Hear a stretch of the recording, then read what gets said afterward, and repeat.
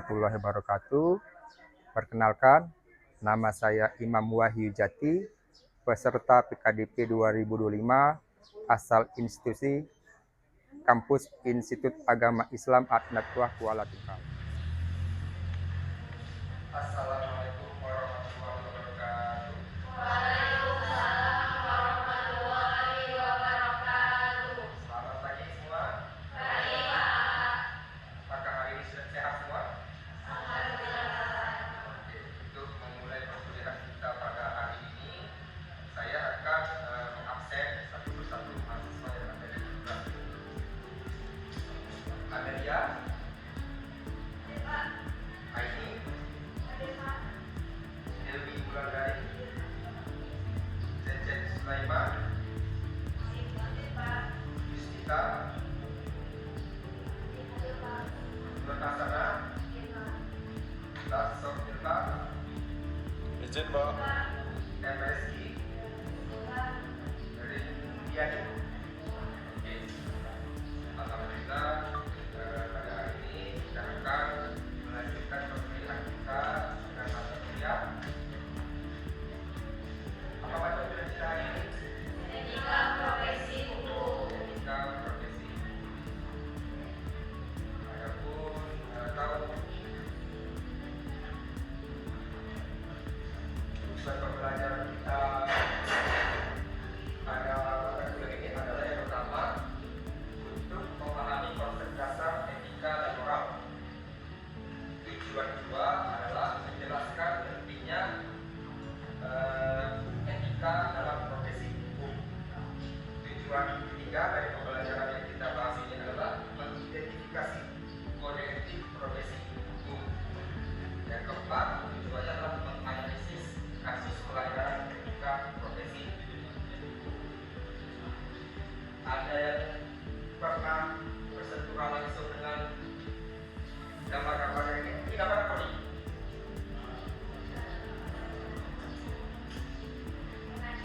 Pengacara, dan ini jaksa, dan ini hakim. Ada yang ingin bercita-cita menjadi penegak hukum seperti pengacara, jaksa, dan hakim. Oke, ketika menjadi apa, Pak? Kalau jadi jaksa. Oke, pernah bersentuhan dengan aparat penegak hukum? Pernah bersentuhan dengan penegak hukum? Belum pernah ya? Jadi ini adalah profesi-profesi yang bisa diambil bagi para lulusan sarjana. Ada profesi hakim, ada jaksa, ada advokat, ada polisi, ada notaris. Itu adalah profesi-profesi yang hadir, yang khusus untuk para sarjana untuk pengertian etika. Etika itu berasal dari bahasa Yunani yang disebut dengan ethos atau kebiasaan. Kalau dalam bahasa Inggris disebut ethics. Kalau dalam bahasa Indonesia disebut etika. Ethos, etika, etik itu mempunyai arti kebiasaan, adat, akhlak, watak, dan sikap. Nah, itulah arti dari etika, etik, atau ethos tadi. Kalau dalam perkataan di Indonesia, etika itu sering diartikan dengan kesusilaan. Kesusilaan yaitu perbuatan baik atau buruk yang beradab untuk akhlak manusia. Dalam bentuk jamak disebut dengan kebiasaan.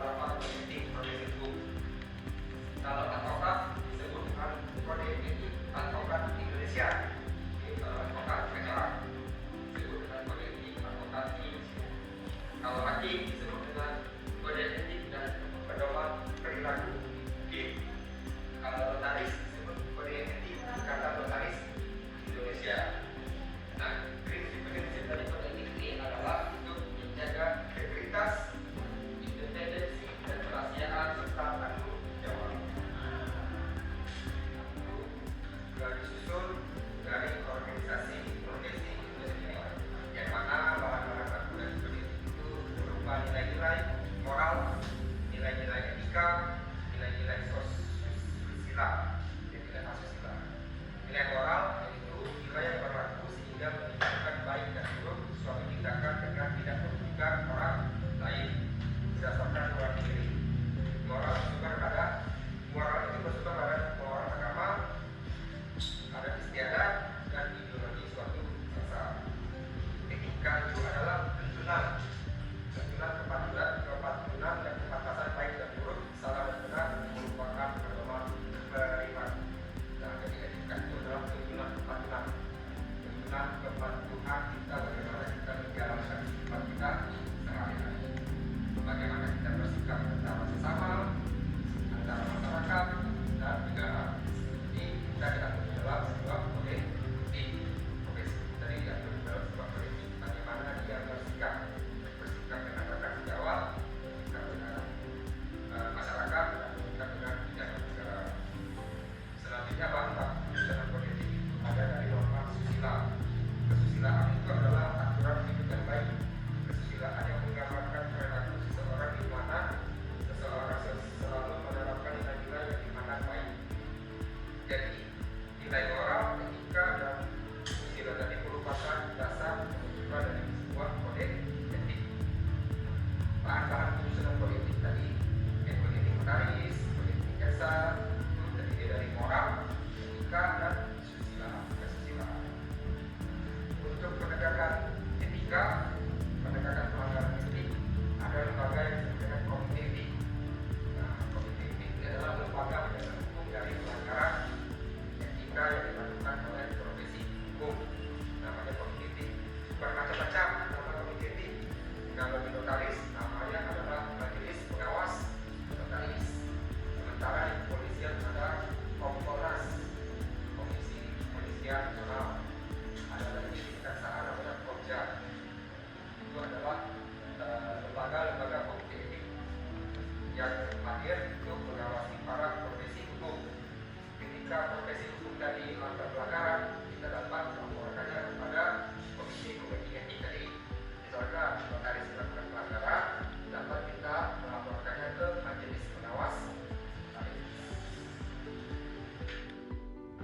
Terkait komite etik, komite etik itu ada yang bersifat ad-hoc dan ada yang bersifat tetap. Jadi kalau majelis notaris itu bersifat tetap.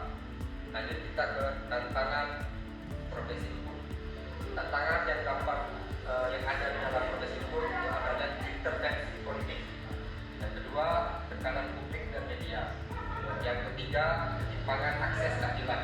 Dan keempat, etika dan kepentingan pribadi.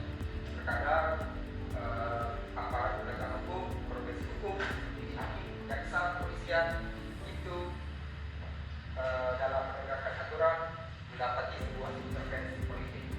Banyak terdapat kasus-kasus yang cenderung ke ranah ke politik, seperti kasus-kasus yang kita dengar di berita yang tidak ada tapi dibawa ke politik.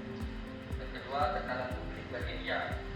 Dan ketiga, timpangan akses keadilan. Yang keempat, etika dan kepentingan pribadi. Inilah tantangan profesi hukum yang dihadapi oleh para profesi hukum yang saya sudah sampaikan tadi. Adakah